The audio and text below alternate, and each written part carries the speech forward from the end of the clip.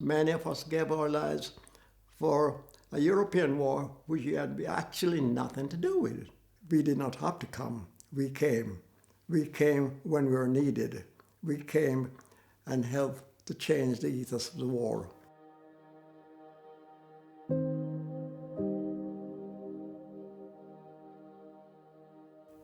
I was born in Jamaica, in Kingston, Jamaica, many years ago, and we had a family of 5.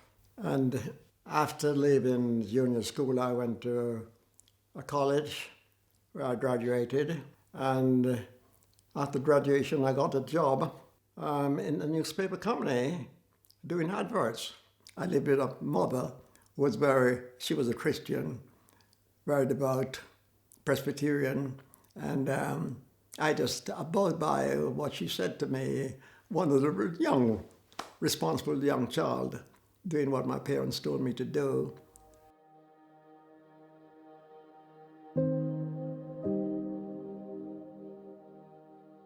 Oh, we knew all the kings and queens going back to Henry VIII and their forefathers. The knowledge we were taught was all about England. Every Jamaican knew where every factories in Birmingham, Manchester, Leeds, and so forth. We knew, and Bristol, we knew all about England. We go to the theatre, we stand to attention, sang God Save the Queen.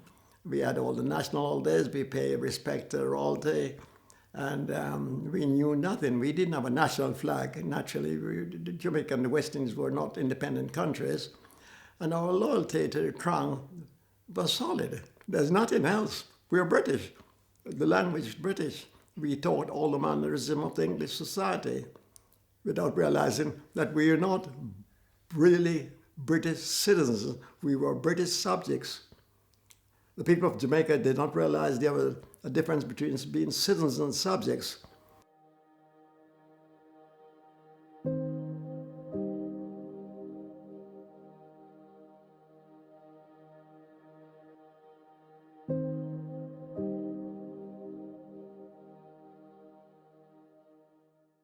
There was a scarcity of manpower in Britain, so I suppose George V then told Churchill and passed a regulation to allow people from the colonies to come to Britain, because at that time non-Europeans were not allowed into Britain. There was an advertisement in the local paper which was called The Gleaner.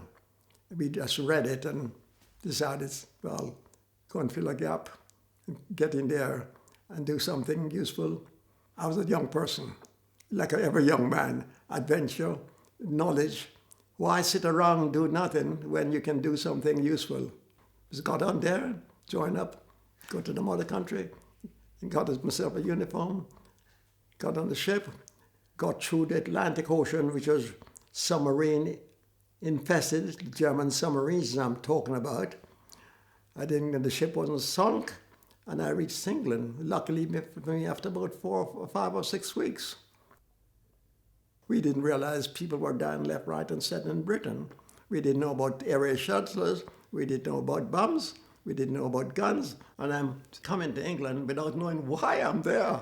Because in true realization, one never realized war was horrific. I had no views about what I put in myself forward to.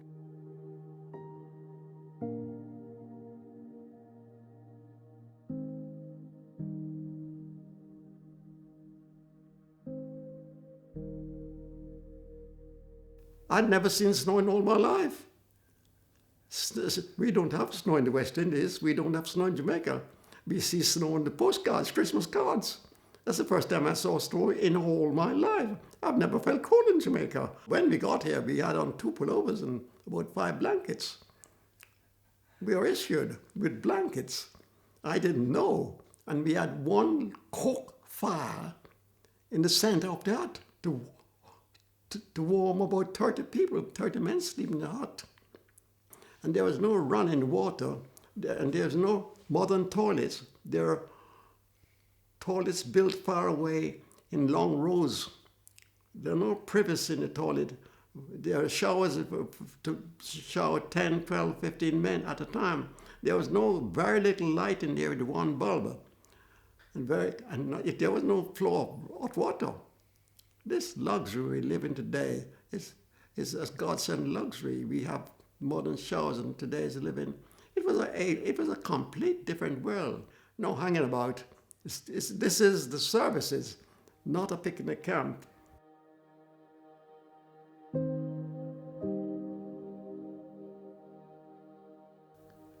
We were marched to the reception, the canteen as it was called, the dining room the next morning. English breakfast, long tables, we all sat together, go to canteen services, take up whatever we wanted, whatever was provided, although we had rations, so to speak. Some of the food I've never seen, sausage I've never seen all my life. I never seen sprouts in all my life. Some of the food, the porridge, you got accustomed to porridge. You drank it because you had it because you were there. You had to learn to have porridge and bread. I think West Indians miss their rice and peas and the sugar. I think they did miss that. I think at one stage the government did make a special release for us to have sugar and rice.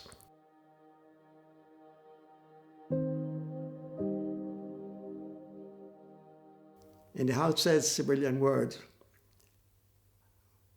most English people have never seen a black person in their lives, and they're much surprised that they didn't realize that we spoke English, much they're surprised that we could write English, and we also had a memory, and we could lead and run the businesses like every other human being. There were a lot of fallacies went on in those days. The language of yesterday is not the language of today.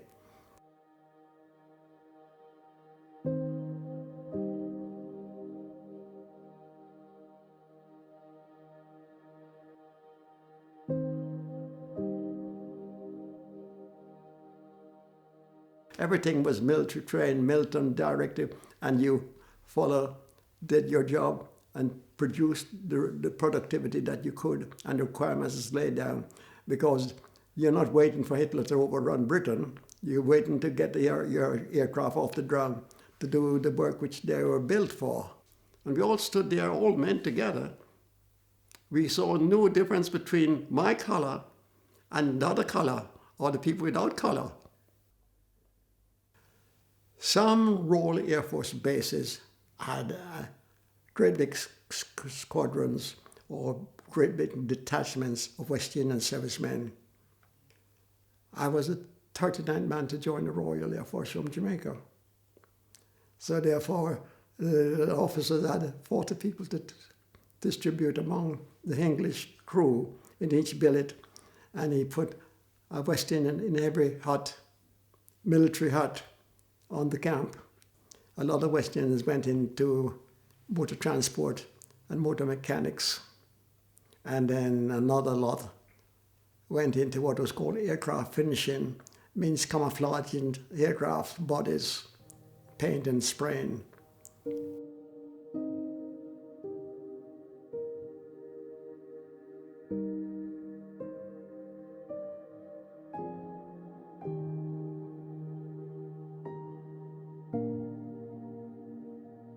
Dying for a country that was far away from Jamaica, but because we were then what is called loyal citizens of the British Empire, and if the mother needed us, we responded, and so out of loyalty and love of the nation and the governments of this country, we came from the West Indies, and I suppose from Africa and other parts of the world, from India, and paid tribute and gave our lives. Many of us gave our lives for a European war which we had actually nothing to do with. We did not have to come. We came. We came when we were needed. We came and helped to change the ethos of the war.